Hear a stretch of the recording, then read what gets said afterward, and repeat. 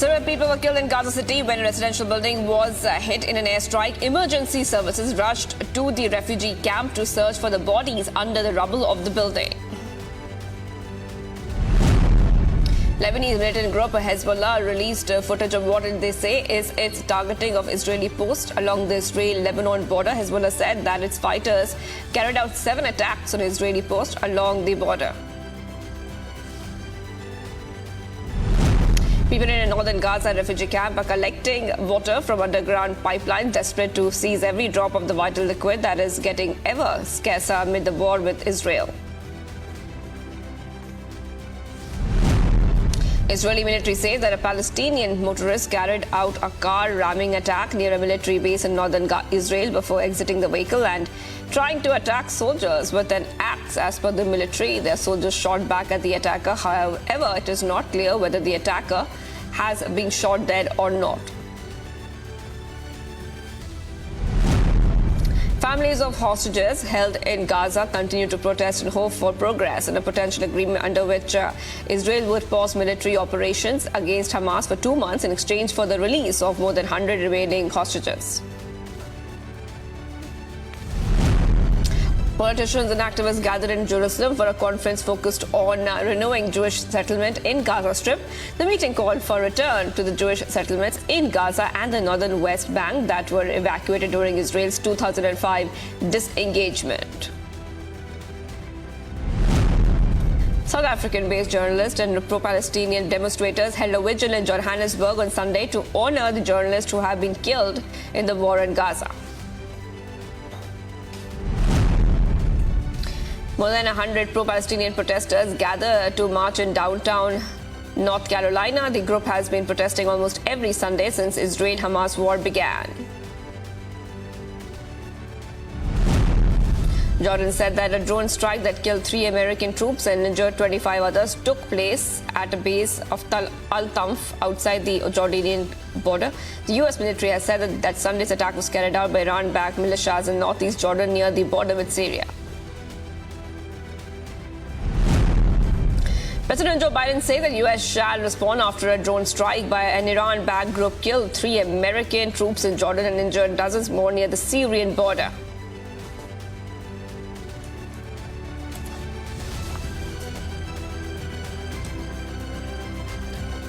The conflict in Israel has been raging on for well over 3 months and the casualties are mounting. Hamas-run health ministry in Gaza claims that over 26,000 people have died in the conflict, although they do not mention how many of the casualties are of combatants. Here's more on that story.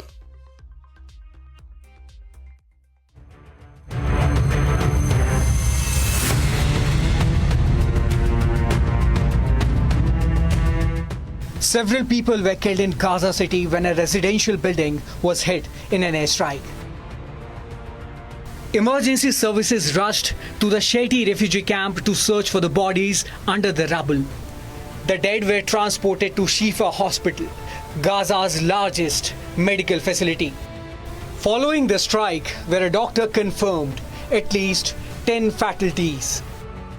بالنسبة لمعسكر الشاطئ تم ضرب بيت مأهول في السكان في معسكر الشاطئ من دار شهادة بالقرب من العيادة العسكرية. تم نقل بعض الشهداء إلى مستشفى الشفاء. الوضع صعب في المكان، يعني في عندنا صعوبة في دخولنا لأنه باعتبار عن شوارع صغيرة ضيقة في معسكر الشاطئ. Since the start of Israel-Hamas war, over 26,000 Palestinians have been killed by a blistering Israeli ground and air offensive. Israel launched the offensive in response to October 7 Hamas attack on southern Israel, in which militants killed 1,200 Palestinians and took some 250 hostages, some released during a week's ceasefire in November. Agency report, Republic TV. And the protesters outside a full arena bullfights resume in Mexico City on Sunday after the country's highest court temporarily revoked a local ruling that sided with animal rights defenders and suspended the events for more than a year and a half. Here's more.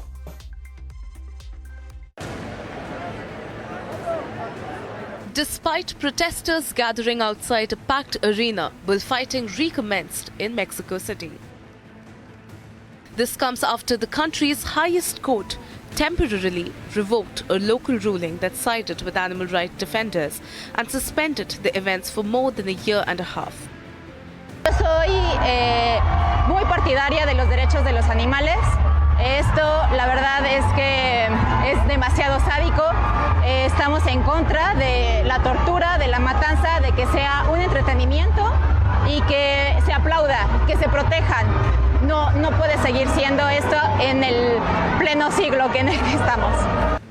Bullfighting is still allowed in much of Mexico. In the capital, the legal fight for its future is full of twists and turns. Yo vi cómo mi padre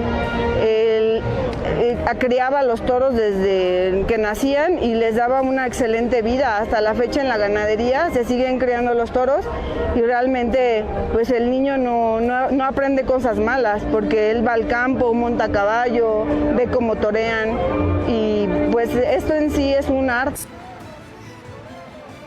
Outside, hours before the formal beginning, about 300 people gathered in front of Plaza Mexico to protest against the bullfights. The National Association of Fighting Bull Breeders in Mexico estimates that bullfighting is responsible for 80,000 direct jobs and 146,000 indirect jobs. Agency report, Republic TV.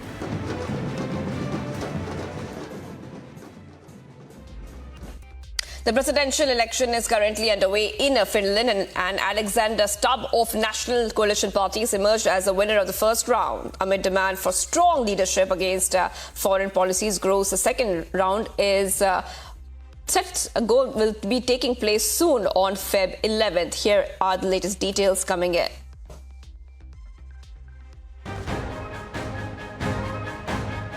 Alexander Stubb of Finland's centre-right National Coalition Party has emerged the winner of the first round of the country's presidential election.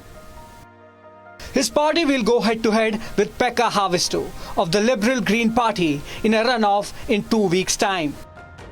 On one hand, you stay faithful and true to your values, like human rights, fundamental rights, rule of law, democracy, freedom. At the same time, you realize that the rest of the world doesn't think like you do. And in order for us to solve the biggest global problems that we have today, including climate change or demography or pandemics, we need international cooperation.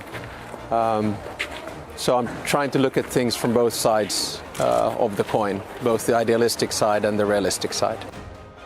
Recent polls suggest that former Prime Minister Alexander Stubb and former Foreign Minister Pekka Haavisto are the leading contenders. Well, certainly the priorities is to make us an active member of NATO. We are a new member now. Secondly, of course, that Sweden will come as a member of NATO as soon as possible. The last ratifications of Turkey and Hungary are now ongoing. And of course, this means that all the Nordic countries are then in NATO. For me, it also means that NATO should have a new Arctic dimension, because NATO is then stronger in the Arctic area when both Finland and Sweden are members. Finland's new head of state will start a 6-year term in March in a markedly different geopolitical and security situations in Europe. One of the big things that many expect for the new president is what kind of role Finland will take within NATO. And that will be a key issue. The president represents the country most likely in NATO meetings. The likely second round of voting between the two candidates with the most votes is set for February 11. Agency report, Republic TV.